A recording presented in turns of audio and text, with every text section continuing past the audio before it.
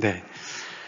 오늘 같이 나눌 하나님의 말씀은 사무엘하 16장 5절부터 11절이 되겠습니다. 제목은 그가 저주하게 버려두라. 그가 저주하게 버려두라. 도대체 무슨 뜻일까요? 우리 본문을 먼저 같이 읽겠습니다. 시작. 다윗 왕이 바후림에 이름에 거기서 사울의 친족 한 사람이 나오니 게라의 아들이요 이름은 시므이라. 그가 나오면서 계속하여 저주하고 또 다윗과 다윗 왕의 모든 신하들을 향하여 돌을 던지니 그때 모든 백성과 용사들은 다 왕의 좌우에 있었더라. 시므이가 저주하는 가운데 이와 같이 말하니라. 피를 흘린 자여 사악한 자여 가거라 가거라. 사울의 족속의 모든 피를 여호와께서 내게로 돌리셨도다. 그를 이어서 내가 왕이 되었으나 여호와께서 나라를 내 아들 압살롬의 손에 넘기셨도다.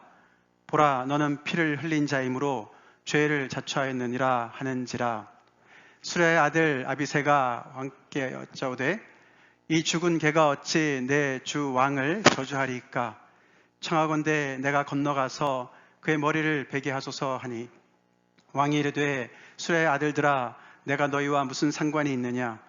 그가 저주하는 것은 여호와께서 그에게 다윗을 저주하라 하심이니 내가 어찌 그리하겠느냐. 할 자가 누구겠느냐 하고 또 다윗이 아비새와 모든 신하들에게 이르되 내 몸에서 난 아들도 내 생명을 해하려 하거든 하물며 이 베냐민 사람이랴.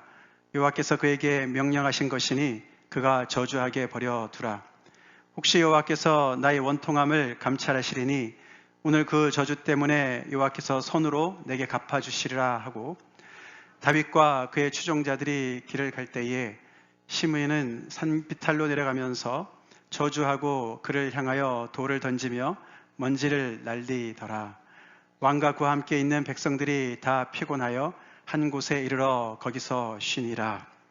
아멘.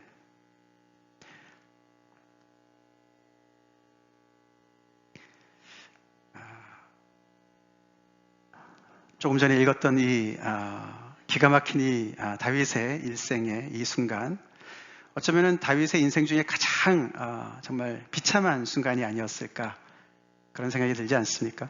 우리가 지금까지 사무엘 상하를 따라오면서 다윗의 인생의 어떤 그 정점을 보기도 했고 오늘은 정말 가장 낮은 가장 골짜기와 같은 그런 어려운 순간이 아닌가 생각이 듭니다.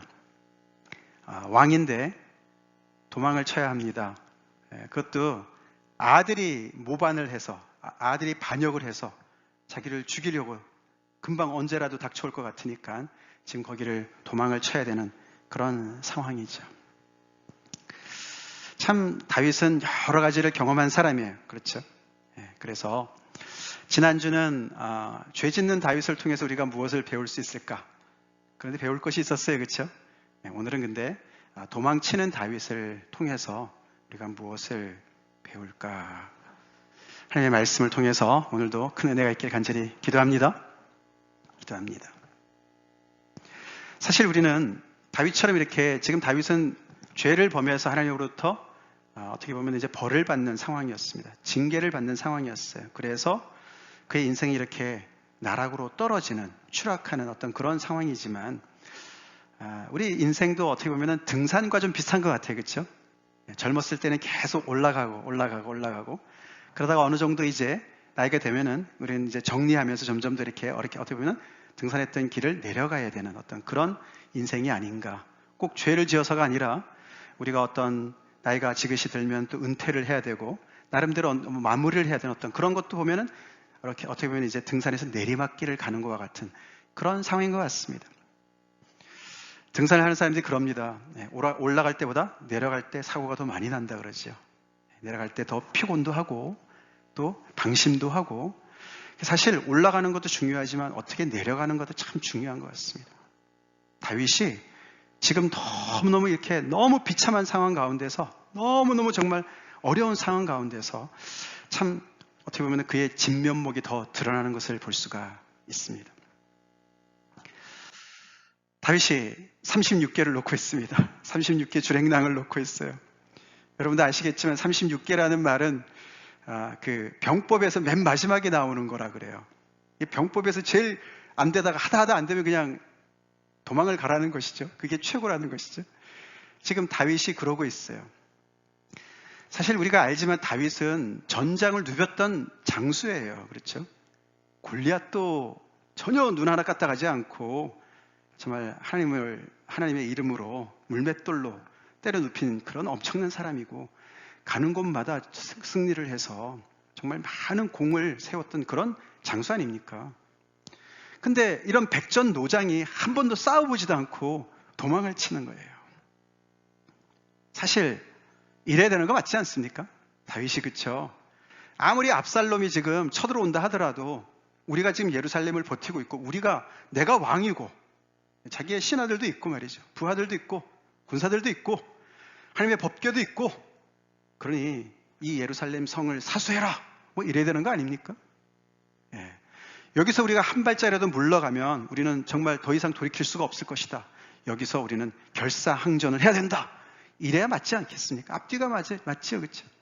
근데 놀랍게도 그는 그 압살롬이 이렇게 헤브론에서 왕이 되었다고 이야기를 하는 그 얘기를 듣자마자 빨리 일어나 도망가자고 그래요. 일어나 도망하자. 그것도 빨리 가자. 그렇게 얘기를 합니다.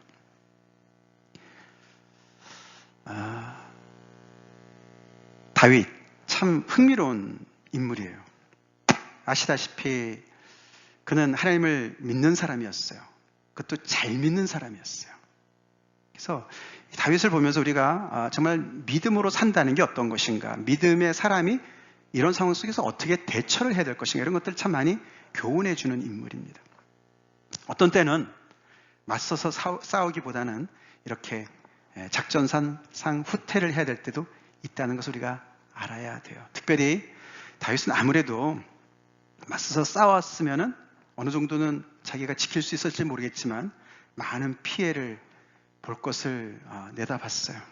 그리고 특별히 아들과 싸워야 되잖아요, 그렇죠? 하여튼 아무리 그래도 아들이지 않습니까? 그래서 아마 그 자리를 피하는 것 같습니다. 그렇게 피합니다. 그래서 챙길 거 조금 챙기고 급하게 압살롬이 쳐들어오기 전에 빨리 그곳을 떠나기를 원하는 그런 상황에 있습니다. 다른 사람들이 굉장히 실망하고 정말 또 압살롬이 이렇게 그동안에 다윗 몰래 그 백성들의 마음을 훔치지 않았습니까? 그래서 정말 다윗이 뭔가 좀 잘못하고 있고 이제는 그래서 압살롬의 시대가 왔고 뭐 이런 것들에 대해서 참 백성들이 좀 이렇게 흉흉한 상황입니다. 그렇죠? 근데 다윗이 뭐 어떻게 싸워보지도 않고 뭐라고 거기에 대해서 반대 의견을 내는 것도 아니고 성명을 내는 것도 아니고 그냥 도망을 치는 거지 않습니까? 정말 왕으로서 어떻게 뭐 체면에 안 서는 상황입니다. 그럼에도 불구하고 다윗은 그런 거 따지지 않고 그냥 자리를 피합니다. 피해요.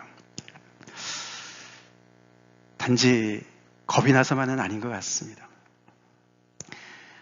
그러면서 그가 그 피난길에 오르는데 그 피난길을 가면서 이 사무엘 하는 일련의 사람들을 만나는 그 만남으로 그 피난길을 설명을 해요.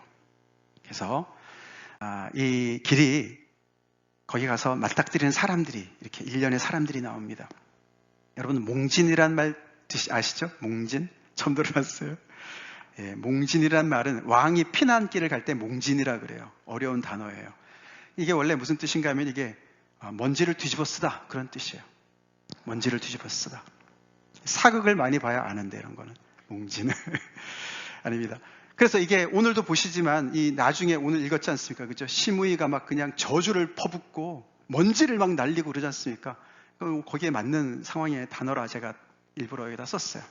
그래서 이 몽진 중에 정말 먼지를 뒤집어 쓰고 저주를 뒤집어 쓰고 그렇게 가는 그 길에서 사람들을 만나는 거예요. 그리고 사람들을 만나면서 다윗이 나누는 대화와 그 처신을 보면은 우리가 다윗이 어떤 마음인가를 좀 알 수가 있어요. 만약에 우리가 다윗의 입장이라면 어떻게 했을까요? 정말 기가 막히지 않겠습니까? 정말 죽을 수도 있는 상황이에요. 다 다 잃고 말 그대로 폭삭 망한 거예요, 진짜로. 막 조금 전까지만 해도 그 일대를 천하를 호령했던, 정말 대적할 자가 없었고 모든 백성들의 칭송을 받고 하나님과의 관계도 그렇고 모든 것이 다 잘 나가던 탄탄대로를 달리던 그런 다윗이었는데, 지금은 의지할 데가 없는 거예요. 정말 걸음아 나 살려라 그러고 도망을 쳐야 되는 상황인 것입니다. 여러분의 마음속은 복잡하겠지, 그렇죠? 얼마나 복잡하겠습니까? 그래서 왕이 몽진을 떠나니까 구경거리가 생긴 겁니다. 백성들은 갈리겠죠?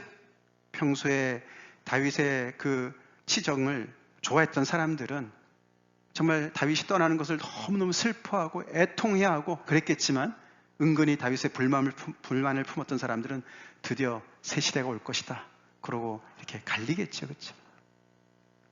그런 상황에서 한 사람 한 사람이 등장을 합니다. 먼저 이때라는 사람이 등장합니다. 이 사람은 가드 사람이었어요. 가드는 블레셋 도시잖아요. 그래서 블레셋 속해 있는 외국 사람이었습니다. 이 사람이 등장을 하고, 그 다음에는 그 당시에 제사장들이었던 사독과 아비아달이 하나님의 궤를 메고서 이 피난 행렬에 동참을 하고, 그 다음에는 후세라는 사람이 동참을 합니다. 이 사람은 책사였어요. 모사. 제갈령과 맞먹는 정도의 그런 정말 지혜가 넘치는 그런 사람이었는데, 이 사람도 막 그냥 위에다 자기 머리에다가 재를 뒤집어 쓰고 그렇게 정말 그 애통의 표시를 하면서 다윗에게 충성스러운 모습으로 찾아왔습니다. 그리고 오늘 우리가 읽기 바로 전에 그 바로 앞에 나온 시바라는 사람과 오늘 우리가 읽은 시므이라는 사람이 이렇게 등장을 했습니다. 이렇게 다섯 그룹의 사람들이 이 피난길에 이렇게 나와서 다윗을 맞이합니다. 특별히 마지막 두 사람은 시바랑 시므이는 이 베냐민 지파 족속들이었어요. 그래서 사울 왕이 베냐민 지파였지 않습니까? 그래서 그쪽에 그 베냐민 땅을 지나가야 되는 상황이 있기 때문에 아마 많이 다윗도 긴장했을 것 같아요. 그렇죠? 이 사람들이 나에 대해서 굉장히 반감을 많이 가지고 있을 텐데 어떻게 되지? 이렇게 하고 지나가는 상황이었는데, 오늘 아니나 다를까 맨 마지막에 시므이가 그렇죠? 그렇게 저주를 퍼부었습니다. 그 전에 우리가 이렇게 한 사람 한 사람을 잠깐 보면은, 이때라는 사람이 그 가드 사람으로서 용장 중에 한 사람이었어요. 굉장한 장수 중에 하나였습니다. 이 사람이 혼자 나온 게 아니고 600명의 그 가드 사람들을 같이 데리고 나왔어요. 이 사람들은 군사들이었어요. 얼마나 고마웠겠습니까, 다윗이. 그쵸? 지금 그렇지 않아도 정말 풍전등화고 정말 떠나면은 어떻게 싸워야 될지 정말 앞길이 깜깜한데 이렇게 자기 부하를 데리고 나오니까 얼마나 감사했겠습니까? 근데 다윗은 그에게 돌아가라고 얘기합니다. 너가 지금까지도 나를 따라다니라고 수고했는데 이제 내가 또다시 광야길로 가야 된다. 정처 없는 길을 내가 가야 된다. 그런데 너가 왜 생고생을 하겠느냐. 너네 집으로 돌아가라. 너네 고향으로 돌아가라. 너의 사람들 다 데리고 돌아가라. 그러면서 은혜와 진리가 너와 함께 있기를 간절히 바란다. 그러면서 진심으로 그 부하의 안녕을 먼저 걱정해요. 저 같으면 못할 것 같아요. 한 사람이라도 아쉬운 거 아닙니까? 그것도 이렇게 정말 군대를 이끌고 온 장수인데 말이죠. 안 간다 그래도 막 설득시켜서 가야 되는 거 아닙니까? 데려가야 되는 거 아닙니까? 근데 다윗은 그렇게 합니다. 이해가 안 돼요. 그런데 이때가 마치 룻이 나오미를 붙였듯이 그렇게 붙여쳤습니다. 아닙니다. 왕이 가시는 곳에 제가 갑니다. 왕이 죽는 곳에 나도 같이 죽고 살아도 같이 살겠습니다. 그렇게 하니까 왕이 그의 진심을 보고 그래 같이 가자. 그럼 데리고 가요. 사독과 아비아다는 어떻게 됐습니까? 여기서도 이 제사장도 중요하지만 이 하나님의 궤가 중요하지 않습니까? 하나님의 법궤가 중요합니다. 그래서 하나님의 법궤가 있는 곳이 곧 하나님이 계시는 곳이고, 그리고 그 나라 하나님께서 인정하신 하나님의 통치를 하는 왕권이 있는 곳이기 때문에 그 왕의 그 어떤 정통성을 살릴 수 있는 가장 중요한 상징적인 그런 물건이기 때문에 하나님의 괴는 너무너무 중요한 거거든요. 근데 놀랍게도 다윗이 그 법궤를 도로 메어가라고 얘기합니다. 예루살렘으로 메어가라고. 도대체 무슨 생각하는지 모르겠습니다. 메어가라. 그러면서 내가 하나님의 법궤는 돌려보내지만 내가 여호와 앞에서 은혜를 입으면 내가 다시 여호와 법궤 앞에 내가 나갈 수 있을 것이다. 하나님의 괴는 그 자리에 있게 하고 자기가 하나님 앞에서 은혜 받기를 원하는 그런 이야기를 해요. 그래서 이들은 그 말에 순종해서 법궤를 메고 다시 예루살렘으로 돌아갔어요. 지금 나라 인심이 둘로 나뉘는 상황인데 하나님의 법궤라도 같이 있으면 훨씬 더 다윗에게 힘을 실어줄 것 같은데 그렇지 않습니까? 근데 다윗은 하나님의 궤를 이용하려고 들지 않습니다. 자기가 아무리 불리하더라도 하나님의 궤가 가지고 있는 상징성이 크더라도 그는 하나님의 궤는 그 자리에 놓고 살아계신 하나님을 붙잡는 거예요. 이것도 이해가 잘 안 돼요. 다급하긴 한데 다윗이 그렇다고 정신이 없는 사람이 아닌 것이죠. 그렇죠? 사리 분별을, 상황 판단을 잘 합니다. 누구는 따라가야 되고 누구는 돌려보내야 되고 이걸 잘 분간을 하는 것을 보게 돼요. 후세인 경우에는 다윗이 그에게 임무를 줍니다. 이 후세와 맞먹는 책사가 하나 있었는데 아히도베라는 사람이 있었습니다. 이 사람은 이미 압살롬 편에 서가지고 그 압살롬을 통해서 이 다윗 왕조를 뒤집어 엎으려고 그랬거든요. 그래서 다윗이 후세한테 너가 나를 따라오는 것보다도 너가 압살롬 편에 들어가서 스파이 노릇을 해라. 그래서 그를 거기다가 심어놓기를 원해요. 그래서 거기서 일어나는 일들을 이 사독과 아비아달의 아들들을 통해서 나한테 전달해라. 그래서 첩보망을 구축합니다. 그거는 좀 이해가 돼요. 그렇죠? 우리도 그렇게 할 것 같아요. 그렇죠? 우리도 그렇게 할 것 같습니다. 시바는 어떻습니까? 이 시바라는 사람은 우리 전에 무비보셋을 할 때 나왔던 사람 아닙니까? 그 요나단의 하나밖에 없는 아들, 두 다리를 다 저는 아들, 다윗이 그에게 은혜를 베풀 때 그 시바가 그 사울의 왕의 종이었습니다. 그래서 시바한테 너가 이 주인의 그 모든 밭을 다 일구고 그 집을 공양해라. 그랬던 그 무비보셋의 종이었습니다. 이 사람이 나귀 두 필과 여러 가지 먹을 것과 마실 것을 챙겨가지고 마중을 나온 거예요. 여기도 다윗이 그냥 넙죽받지 않습니다. 내가 도대체 무슨 뜻으로 이것을 가져왔느냐. 다윗은 알아요. 이가 베냐민 지파 사람인 걸 알고요. 이가 도대체 무슨 꿍꿍이 속으로 가져왔는지 그 진리를 알기를 원했어요. 굉장히 다윗이 조심성 있는 신중한 사람인 걸 알 수가 있습니다. 그러면서 내 주인은 어디 있느냐, 무미보셋은 어디 있느냐라고 묻습니다. 그거 안 보이니까 말이죠. 그때 우리가 여러분도 다 보셨겠지만 시바가 주인을 모함하죠. 무비보셋은 지금 신났습니다. 왕이 지금 도망을 치니까 이제 왕위가 자기한테 오는 줄 알고 자기 시대가 오는 줄 알고 너무너무 좋아해서 이 자리에 안 나왔습니다. 그렇게 얘기했어요. 그게 진짜인지는 모르겠지만 진짜래도 그렇지 않겠습니까? 약간 이 사람은 약간 좀 그 모함하는 그런 게 있는 것 같죠. 다윗이 거기서 좀 열을 받았나 봐요. 뭐라 그랬습니까? 그래? 그러면 내가 그 사람한테 준 밭 다 네가 해라.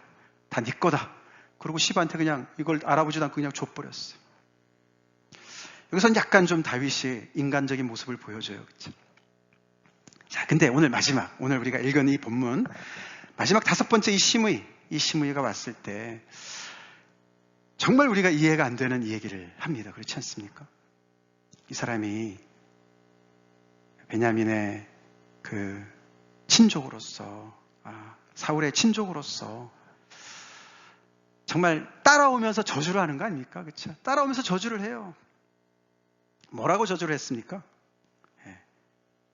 이 피 흘린 자요. 사악한 자요. 다윗한테. 그 많은 사람들이 보는 앞에서 말이죠. 여기가 아마 이렇게 중간에 골짜기가 있고 상등성이 이렇게 있었던 것 같아요. 그래서 다윗의 일행은 이쪽 상등성을 가고 있고 시므이는 반대쪽 상등성을 가면서 그렇게 외치는 거예요. 바로 옆이라면 그냥 당장 어떻게 될까, 그죠? 그래도 골짜기가 있으니까 어느 정도는 거리가 있으니까 가면서 들을 수 있도록 외치는 거 아닙니까? 자, 그러면서 우리 아까 읽어봤지만 모든 신하들과 왕한테 정말 저주하면서 돌을 던지면서 뭐라고 외쳤습니까? 예. 가거라, 가거라. 피를 흘린 자여, 사역한 자여, 가거라. 예. 그러면서 사울의 족속의 모든 피를 여호와께서 내게로 돌리셨다. 너가 사울의 모든 그 가를 다 죽이고 너가 왕이 된 거 아니냐? 사실이 아닌데, 그렇죠? 예. 그렇게 그는 역사를 왜곡하는 얘기를 하면서 다윗을 저주합니다. 우리 같으면 어떻게 할 것 같습니까? 지금 그렇지 않아도 울고 싶은데 뺨을 때린 격 아니겠습니까? 너 잘 만났다. 저걸 당장 가서 처치해라. 뭐 이래야 되지 않겠어요? 다윗은 그런 말은 안 했을지라도 옆에 아비새가 말이죠. 나섭니다. 그렇죠? 저걸 당장 내가 가서 처단하겠습니다. 그러면 다윗이 그래, 너밖에 없다. 그렇지만 사람들이 보고 있으니까 그냥 넘어가자. 뭐 이래야 되는 거 아닙니까? 그죠? 그게 우리의 마음 아닙니까? 그죠? 너무 억울하잖아요. 사실도 아니고 자기를 너무 억울하게 하는, 원통하게 하는 이런 사람을 다윗은 어쩌자고 그냥 두라고 얘기합니다. 그가 저주하도록 내버려둬라. 그 정도가 아니었습니다. 그렇죠? 하나님이 시키신 것이다. 하나님이 명령하신 것이다. 그러니까 나도 하나님이 시키신 것을 너가 가서 왜 얘기하냐 이렇게 말을 하면 어떻게 하냐. 다윗은 정말 무슨 생각하는지 모르겠어요. 보는 관점이 굉장히 다르죠? 다릅니다. 그가 그 백성들한테 얘기하는 그 장면에서 여호와께서라는 말이 4번이나 반복이 돼요. 여호와께서 명령하셨고 지시하셨기 때문에 제가 저러는 거야. 그러니까 그냥 나도 그 저주를 듣습니다. 그러면서 또 한편으로 뭐라고 했습니까? 하나님이 혹시라도 여호와께서 나의 원통함을 아시고 나에게 선을 베푸실지 모르겠다. 그렇게 얘기를 또한 합니다. 다시 말해서 여기서 지금 다윗은 자기를 저주하는 시므이만 보이는 게 아니고, 그렇죠? 그 너머에 그 저주스러운 이런 상황 속에 계시는 하나님을 보고 있고, 저주도 하나님께서 주시는 것으로 받고 있고, 그렇죠? 그리고 그것을 선으로 바꾸실 수 있는 분도 여호와 하나님이시라는 것을 인정하는 거예요.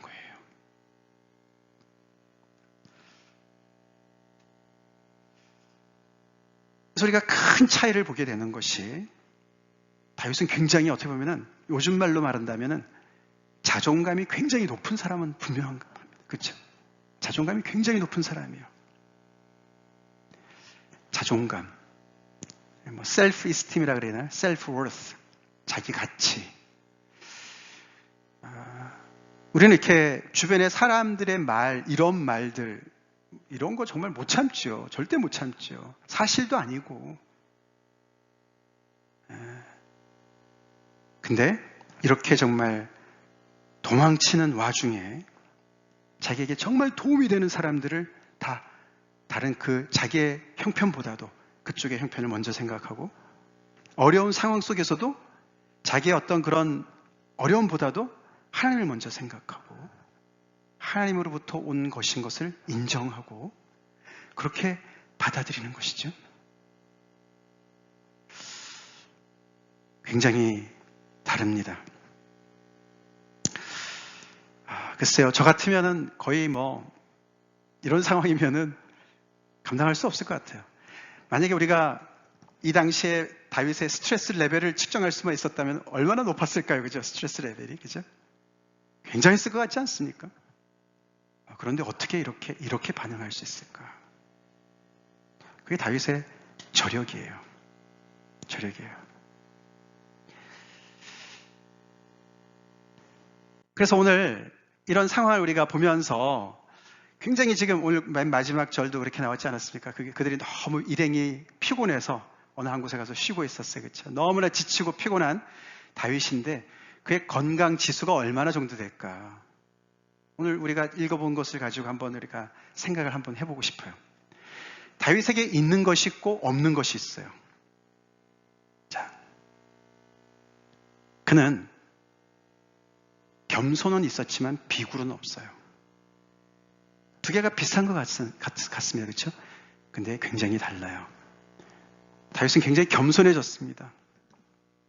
지금 이게 압살롬이요, 이렇게 반역을 실행한 것은 그가 자기 누이 다말의 사건 때문에 사실 시발된 거라고도 해도 과언이 아니죠. 그렇죠? 근데 그 순간하고 이 압살롬이 이렇게 왕으로 모반을 한 것이 11년 걸렸어요. 11년. 처음부터, 그때부터 자기가 이렇게 정말 배신을, 반역을 하려고 생각은 안 했겠죠. 그렇죠? 근데 그 다윗이 그 일을 처리하지 잘 못하니까 점점 더 이렇게 그 마음이 점점 더 상하면서 거기까지 간 것 같은데 시간이 꽤 지났습니다. 꽤 지났어요. 그것은 아들이 그렇게 된 것은 그 전에 우리가 지난주에 봤던 다윗이 출정을 하지 않고 왕궁을 거니다가 밧세바, 목욕하는 밧세바를 보면서 거기서 그가 죄를 범했습니다. 그래서 지금 따져보면 한 15년 정도 됐을지 모르겠어요. 그때부터. 그렇죠? 근데 우리가 시편 126편에 그렇죠? 우리가 눈물로 씨를 뿌리고 기쁨으로 단을 거둔다 이런 말이 나오는데 지금 다윗은 반대로 하는 것이죠. 한순간에 욕정을 참지 못하고 한순간에 그런 욕정의 씨를 뿌려서 지금 눈물로 단을 거두고 있는 거예요. 그 결과를 오랜 세월 동안 이 쓴 인생의 맛을 보면서 지금 이 길을 가고 있는 거예요. 지난주에 봤지만 왕인데 이 정도야, 아니면 내가 뒷감당하지, 다 못하는 그런 자신의 모습을 이 10수년 동안, 10년 이상 동안의 삶을 통해서 굉장히 그는 겸손해졌어요. 그렇죠? 그렇지만 비굴한 모습은 보이지 않습니다. 또 받아는 드리지만 포기는 하지 않습니다. 포기했으면 후세를 거기다 넣겠습니까? 그렇죠? 포기하잖아요. 받아들이는 거, 수용하는 거 굉장히 어렵습니다. 근데 다윗은 빨리빨리 상황을 파악하는 이유가 받아들일 건 빨리 받아들이는 거예요. 빨리 받아들이고 그래서 인정하는 것이죠. 그리고 품위는 있지만 채통을 주장하거나 자존심을 붙잡거나 그러질 않습니다. 그러질 않습니다. 여기까지만 봐도 다윗은 굉장히 건강한 사람이에요. 지금 지쳐서 피곤하긴 하지만 그의 내면은 굉장히 건강합니다. 건강하죠? 건강해요.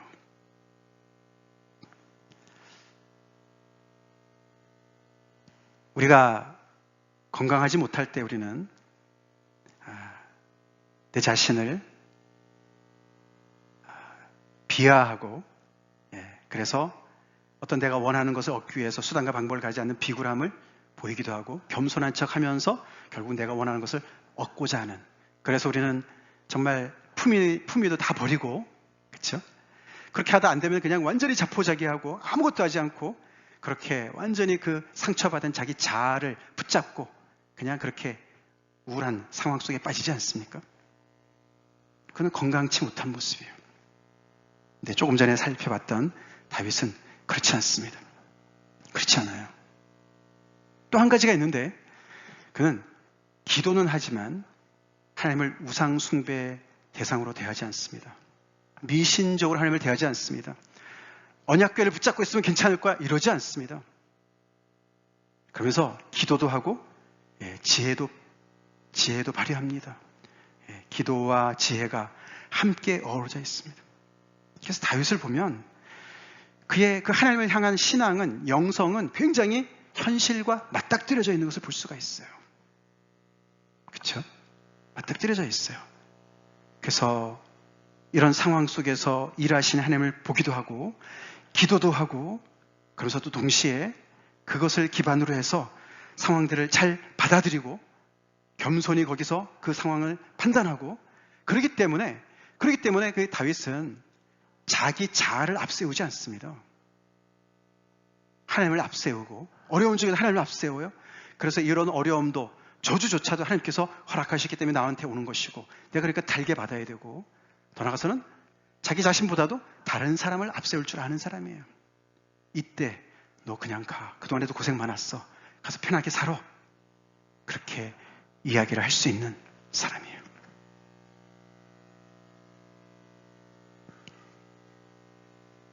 겸손을 가장한 비굴이 있고 수용을 가장한 포기가 있고 품위를 가장한 채통과 자존심을 부리는 것이 있습니다.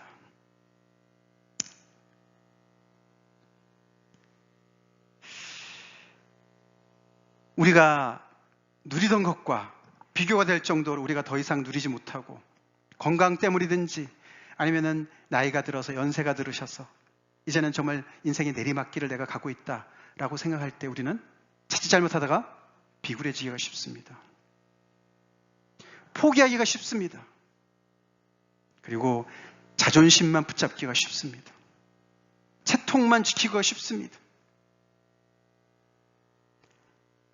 우리 다윗을 통해서 배웁시다. 하나님을 먼저 의지하는 사람은요, 아무리 힘든 상황 속에서도 품위를 지킬 수가 있어요. 달라요. 다윗 얼마나 멋있습니까? 멋있지 않나요? 정말 멋있지 않습니까? 정말 자기는 정말 힘들고 어렵고 한 사람이 아쉽고 도움이 필요한 상황인데도 그것 때문에 다른 사람을 이용하거나 하나님을 이용하지 않아요. 자기가 감당할 것을 감당하겠다는 것이죠.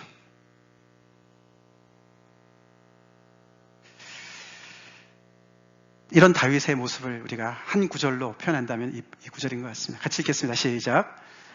너는 범사에 그를 인정하라. 그리하면 내 길을 지도하시리라. 아멘. 아멘이시죠? 네. 다윗은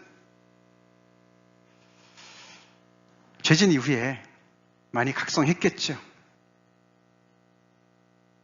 오늘 같은 이런 모습은 정말 쉽게 흉내낼 모습이 아닙니다.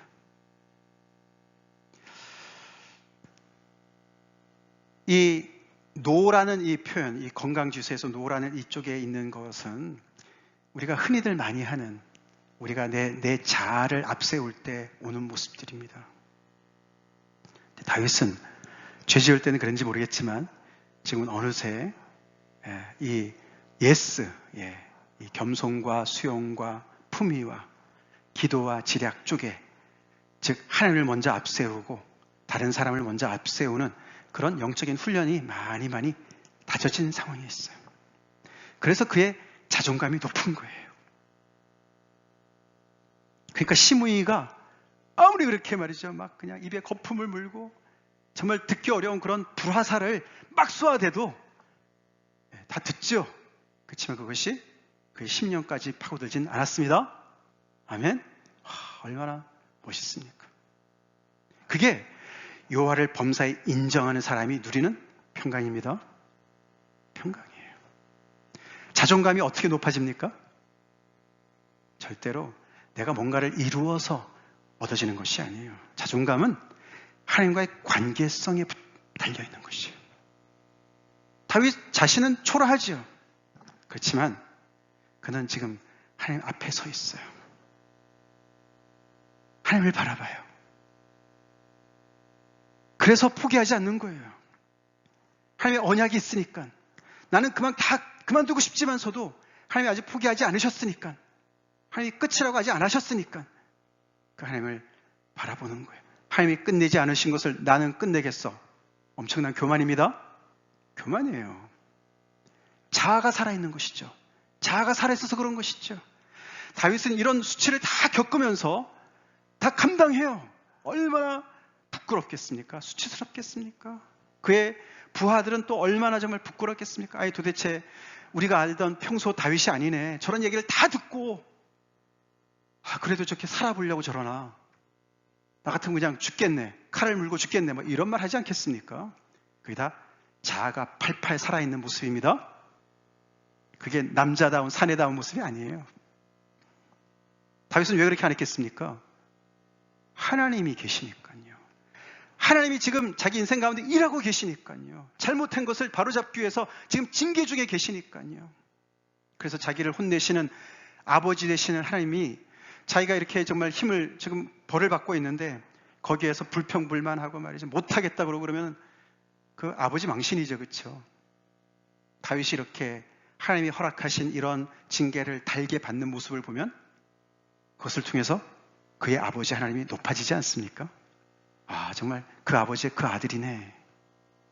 그래서 우리가 잘못하지 말아야 되지만 잘못했을 때 하나님 앞에 징계를 받을 때 우리 잘 받아야 됩니다. 징계를 잘 받아야 돼요. 평소에 혼날 짓을 안 하는 그런 정말 착한 아들, 딸들도 가끔씩 잘못해서 혼날 때가 있어요. 그렇죠? 우리 리선이도 혼나지? 엄마, 아빠 혼나나? 혼날 때 잘 혼을 잘 받아야 돼, 알았지? 네, 그리고 잘 받아야 돼, 알았지?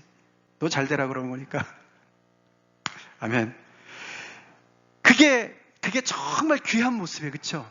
성숙한 모습이에요. 얼마나 성숙한 모습입니까? 그렇죠? 이 내막을 아는 사람들은요, 그런 다윗 앞에 무릎을 꿇어요. 정말 겸손하다. 참 사람 됐네. 참 멋있네. 그게 자존감이에요. 그게 자존감이에요. 자존감은 범사에 하나님을 인정할 때 올 줄로 믿습니다. 그 구절 바로 앞에 어떻게 우리가 범사에 하나님을 인정할 수가 있겠습니까? 그 바로 구절 앞에 5절에 이런 말이 있음이 나옵니다. 너는 마음을 다하여 여호와를 신뢰하고 내 명철을 의지하지 말라. 나의 똑똑함을 의지하면 우리는 절대로 범사에 하나님을 인정할 수가 없어요. 그렇지 않습니까? 내 생각엔 이게 더 맞고 이게 더 옳고 이게 더 좋고, 그런데 하나님 왜 도대체 이렇게 인도하십니까? 항상 내가 똑똑하고 내가 더 옳은데요. 그렇죠? 절대 못합니다. 즉 다시 말해서 하나님을 신뢰하지 못하는 것이죠. 범사에 하나님을 인정하려면 하나님을 신뢰해야 돼요.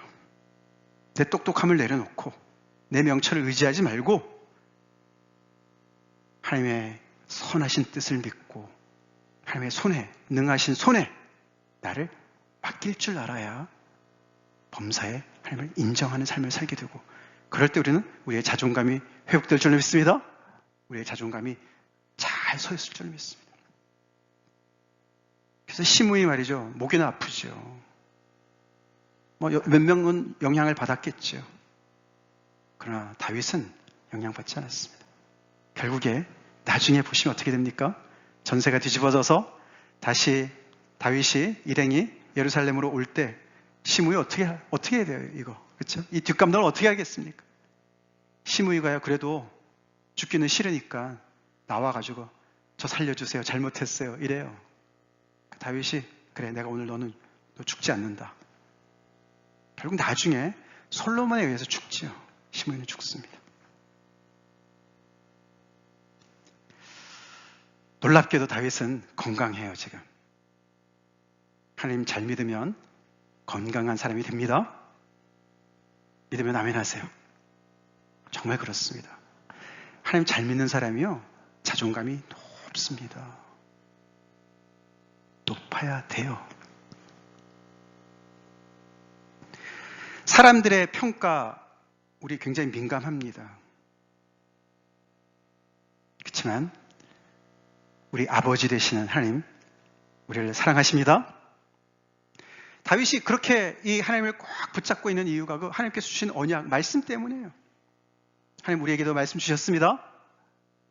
그러니까 시작할 때 읽어드린 로마서 8장 말씀.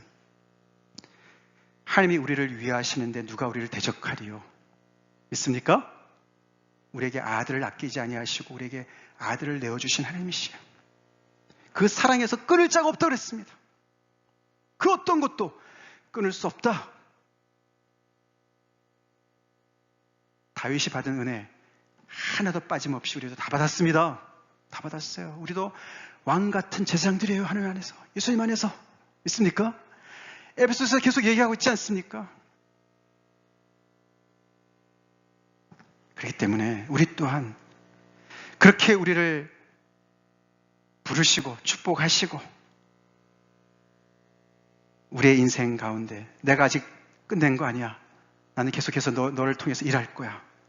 너를 통해서 내가 뜻이 있어. 행할 거야.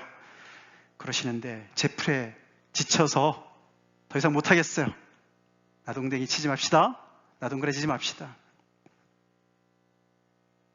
그래서 다윗의 이런 모든 모습들이 하나님의 그런 크신 정말 생명싸개 속에서 이렇게 하나님께서 보호하고 계시는 걸 볼 수가 있어요. 그래서 그가 저주하도록 버려둬라.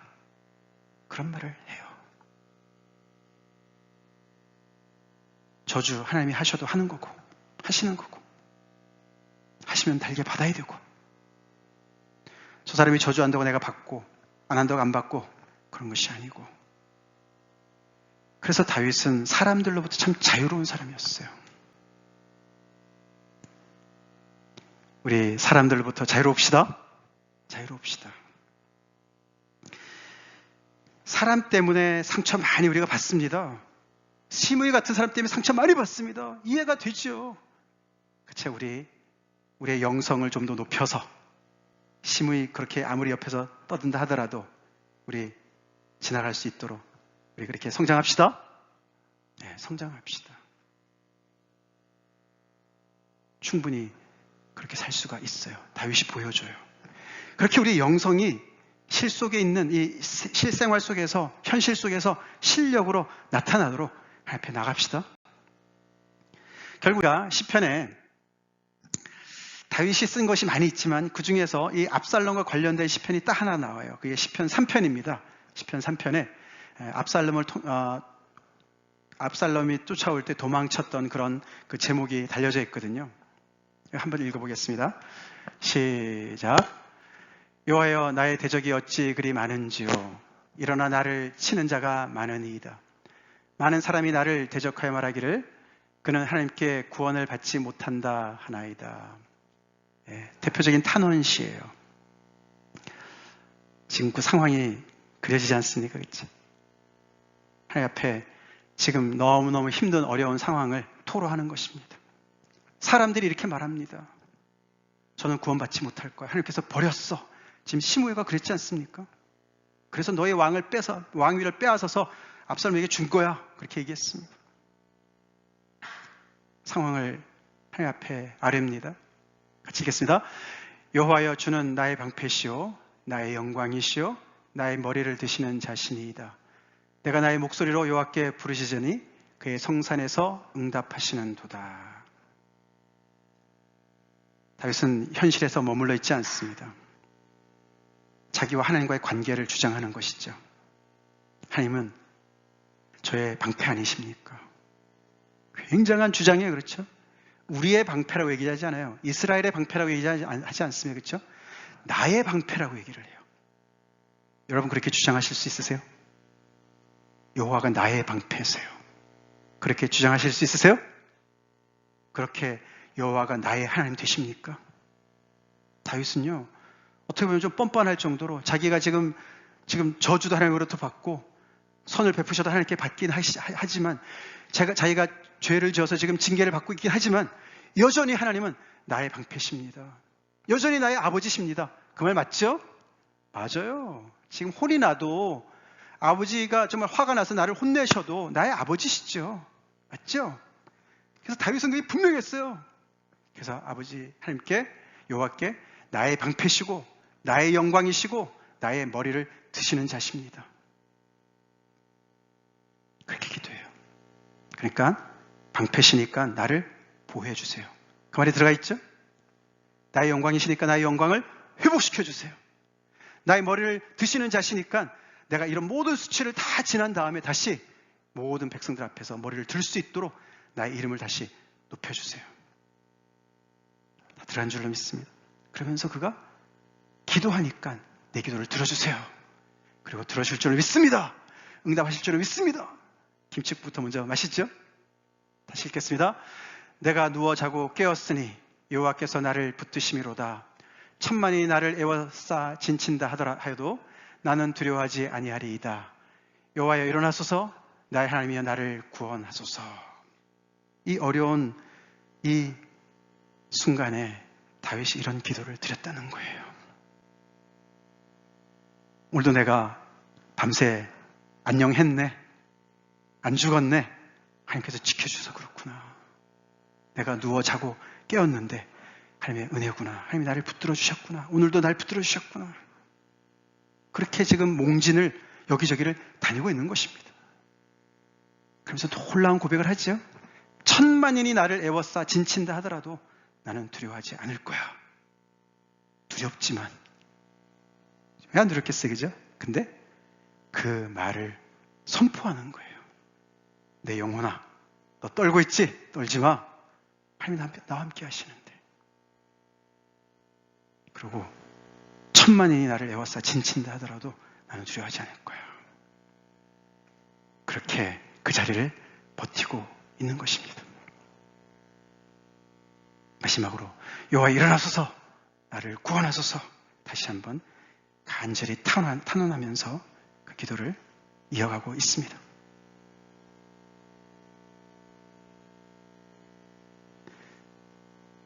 망하고 있는 다윗인데도 정말 품격이 있어요. 그렇죠? 품격이 있어요.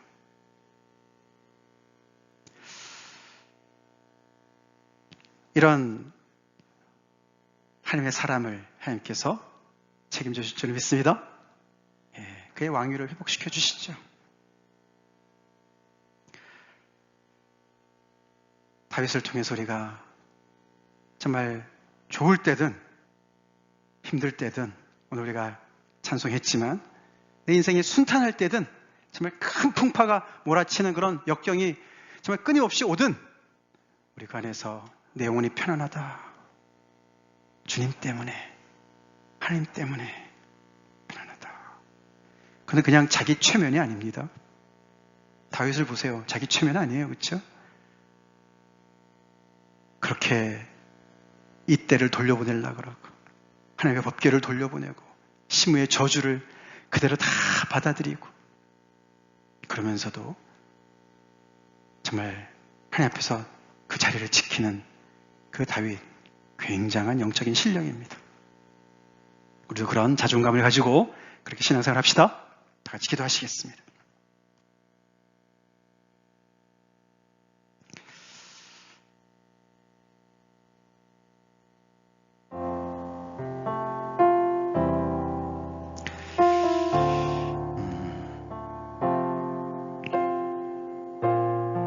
여러분의 인생의 진도는 지금 어디십니까? 인생의 정점에 계십니까? 아니면은 골짜기 나락에 떨어져서 지금 너무너무 힘들고 비참한 상황에 계십니까? 우리는 천국을, 지옥을 오고 가고 우리 인생 다 끝난 것 같아도 하나님 안에서는 일반입니다. 하나입니다. 같습니다.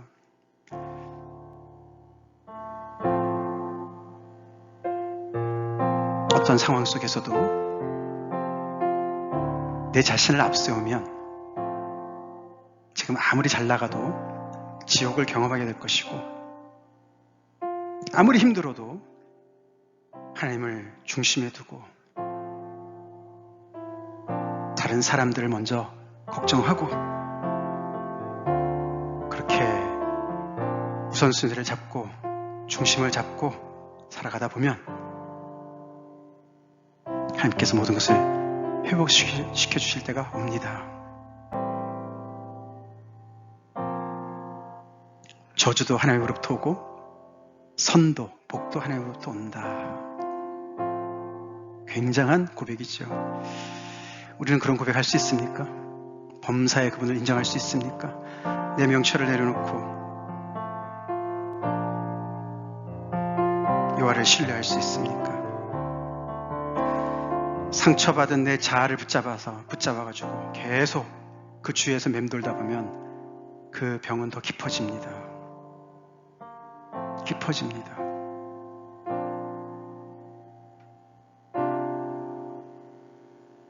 병 때문이든 사회 실패 때문이든 아니면은 나이가 들어가는 것 때문이든 예전 같지 않아서 힘드십니까?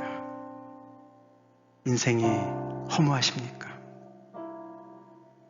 다윗을 보면서 배웁시다. 다윗을 보면서 배웁시다. 다 같이 하나님께 기도하며 나가겠습니다.